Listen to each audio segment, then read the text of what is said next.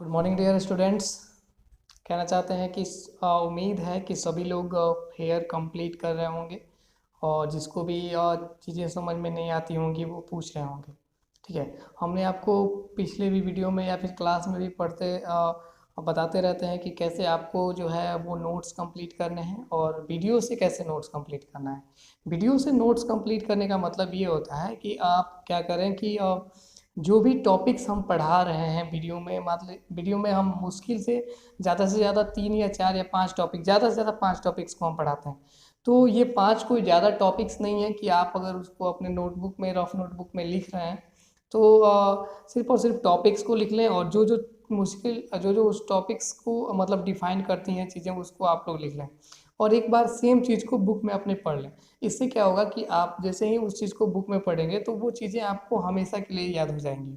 ठीक है, तो आते हैं हम लोग ज़्यादा बात ना करते हुए हम लोग टॉपिक्स की तरफ बढ़ते हैं। तो पहले हम लोग देख लेते हैं पिछली 2 टॉपिक्स जिन्होंने हम लोगों ने पढ़ा है।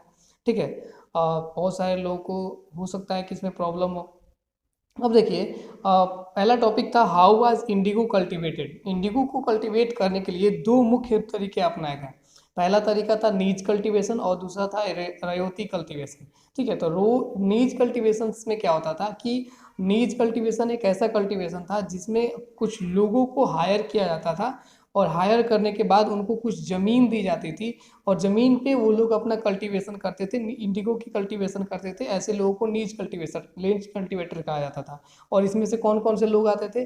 तो मुख्य रूप से यूरोपियंस आते थे और इंडिया के भी कुछ लोकल्स के जो लोग होते थे वो आते थे और कंपनी के लोग होते थे। ठीक है, और कंपनी के लोग क्या चाहते थे कि उनका जितना भी इंडिगो की खेती हो वो क्या हो, उनके कंपनी के आसपास में ही हो, जिससे कि उनका ट्रांसपोर्ट का खर्चा या फिर जो भी उनके इंडिगो की फसल जो है उसको देख रेख में उसको रखा जा सके और उससे बच सके, मतलब कि बर्बाद होने से बच सके। ठीक है, तो इसी क्रम में हम लोग इसके बाद वाला टॉपिक देख लेते हैं, the problem with knees cultivation. Knees cultivation के साथ साथ क्या समस्याएं आई हैं?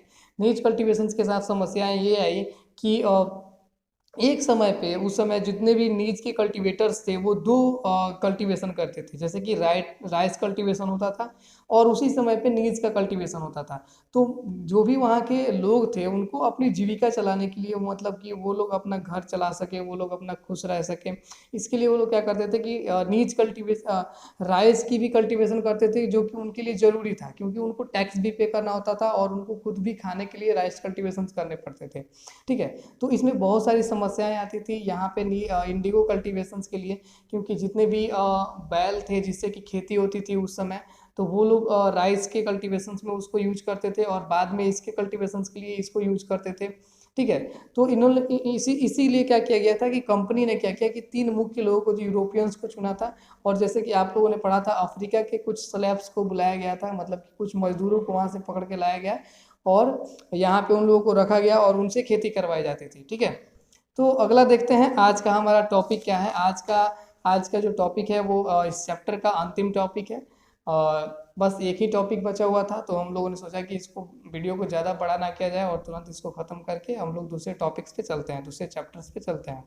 ठीक है, आज का टॉपिक है द ब्लू रेवेलियंस एंड आफ्टर। क्या हुआ कि ब्लू रेवेलियंस क्या है और उसके बाद क्या हुआ, ब्लू रेवेलियंस के बाद क्या हुआ कि जैसे कि हम लोग देखते हैं कि रेयोती कल्टीवेशंस में भी और नीज कल्टीवेशंस में भी, दोनों कल्टीवेशन में क्या होता है कि लोगों को समस्याएं आती है। नीज कल्टीवेशन में क्या होता है कि जिनको भूमि दी जाती है उन लोगों को भी समस्याएं आ जाती है। रेयोटी कल्टीवेशंस में क्या होता है कि ये रेयोटी कल्टीवेशन एक ऐसा कल्टीवेशन है, जहाँ तक आप लोग को याद होगा हम बताए थे पिछली वीडियो में कि रेयोटी कल्टीवेशंस में क्या होता था कि ऐसे लोगों को दिया जाता था जिससे कि जिसके पास की ऑलरेडी ज़मीन हो, जैसे कि ज़मींदार हो या फिर गांव के मुखिया हो या फिर जो भी कह लीजिए, जिनके पास ऑलरेडी ज़मीन होता था उनको दिया जाता था खेती करने के लिए इंडिगो को। इसी के लिए उनको क्या कहा जाता था, रियोटी कल्टीवेशन। ठीक है, तो इसमें भी प्रमुख रूप से समस्याएं आई। तो जब जब सभी लोगों को समस्याएं महसूस होने लगी, जब सभी लोगों को लगा कि नहीं अब हमारे फसल्स पे बहुत ज़्यादा कम ध्यान दिया जा रहा है और मतलब कि कंपनी के फसल्स को या फिर उसके फ़ायदे के लिए बहुत ज़्यादा काम किया जा रहा है, तो लोगों ने क्या किया कि एक गुट बनाया, एक दल बनाया और क्या किया कि कंपनी के खिलाफ एक मतलब कि रेवेलियन शुरू कर दिया कि मतलब एक विरोध शुरू कर दिया, और जिसमें बताया गया कि मतलब जिसमें सभी लोगों ने बताया कि कंपनी वो लोग क्या करना चाहते हैं, वो लोग काम नहीं करना चाहते हैं कि नीज कल्टीवेटर, और ये जो विरोध था वो कंपनी के खिलाफ था। और जितने भी इंडिगो के प्लांटर्स थे, जैसे इंडिगो के प्लांटर्स उनके लोकल्स भी लोग थे, तो उनके खिलाफ था। उन लोग ये किसान लोग जो कहना चाहते थे, किसान लोग ही विरोध किए थे उन सबका। तो किसान लोग कहना चाहते थे कि आप जो भी कल्टीवेट कर रहे हैं उससे क्या होता है कि भूमि उपजाऊ नहीं रहती है, उससे भूमि क्या हो जाती है, बंजर हो जाती है, जिससे कि अगला हमारा फसल उगाने में काफ़ी समस्या होता है, उग नहीं पाता है। ठीक है। इसी क्रम में अब ये रिवॉल्यूशन जो है वो बहुत ज़्यादा बढ़ता गया।